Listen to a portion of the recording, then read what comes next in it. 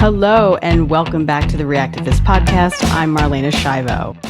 This week is really already off to the races.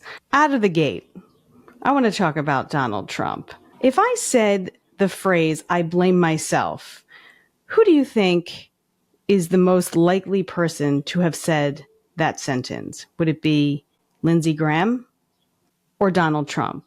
Well, the answer is Donald Trump. If that doesn't get you out of bed in the morning, I don't know what does. I never thought I'd see the day where he took ownership of his actions. Donald Trump blasted Lindsey Graham, and then he actually blamed himself. He's taking the blame for Lindsey Graham. He said the only reason Lindsey Graham was reelected was because he, Donald Trump, endorsed him, which I kind of believe. I actually agree with Trump. I do think that Donald Trump endorsing someone like Lindsey Graham in a state like South Carolina would definitely help him win, for sure. The reason he's talking about that is because he and Lindsey Graham are not agreeing on the one thing that the two of them can't even have, which is an abortion. Don't you just love it when two elderly men argue about female reproductive rights? So Lindsey Graham is backing the 15-week abortion ban on the federal level, and Donald Trump came out and said that he doesn't support this. He sort of cited the 10th Amendment and said it should be at the state level, and each state can decide whether or not a woman has ownership of her own body. Thanks, Donald.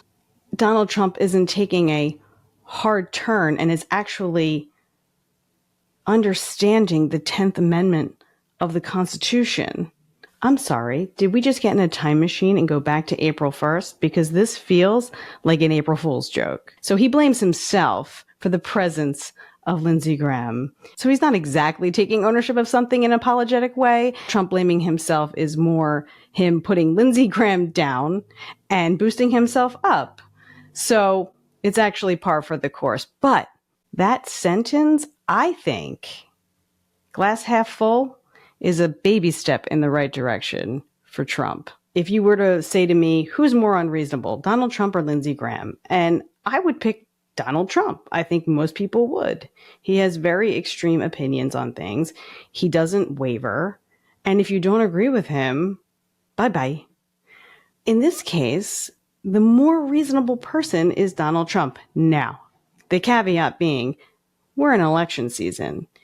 Politicians, even though he doesn't consider himself a politician, he's technically a politician. You were the president, you're running for president, you are a politician, Donald Trump. I know you were a businessman, but those days are over. Oh, well, I know you're selling Bibles, blah, blah, blah. So you're sort of still a businessman-ish, but that's politically driven.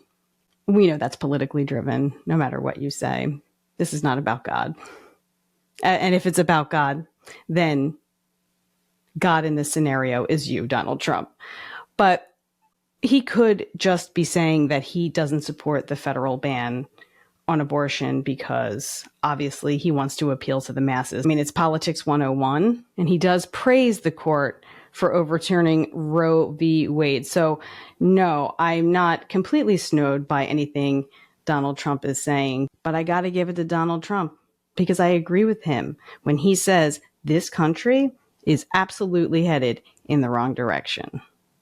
And speaking of arguing, Eric Adams invited Governor Greg Abbott from Texas to come and stay in one of the shelters where the migrants are. Governor Abbott scoffed at the invitation, calling it a gimmick.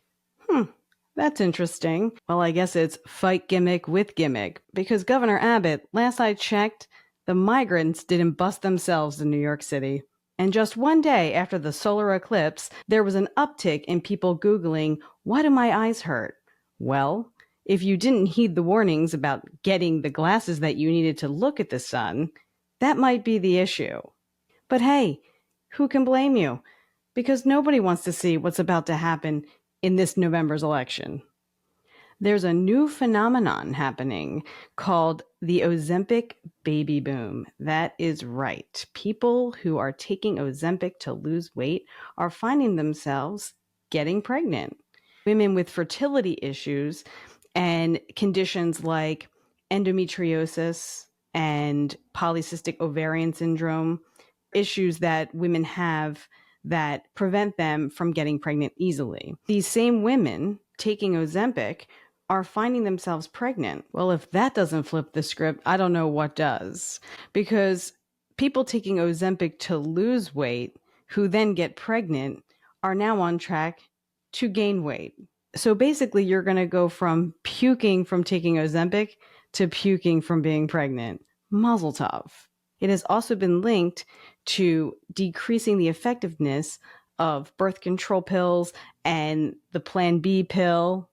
So ladies, if you were interested in losing weight but not interested in getting pregnant, I suggest you be very careful, especially in 2024, because according to the US government, you're keeping that baby. I get why people take Ozempic. I get that people want to be thin. I get they want a fast track to being smaller. You do decrease your weight and you do decrease things like cholesterol or the sugars in your body. You will be quote unquote healthier, but everybody knows there's no quick fix. It's not necessarily a new drug because, as you know, it's meant for diabetics, but the use of it as a weight loss drug is brand new. And like everything else, you cannot determine what the long-term issues will be until it's been around long-term.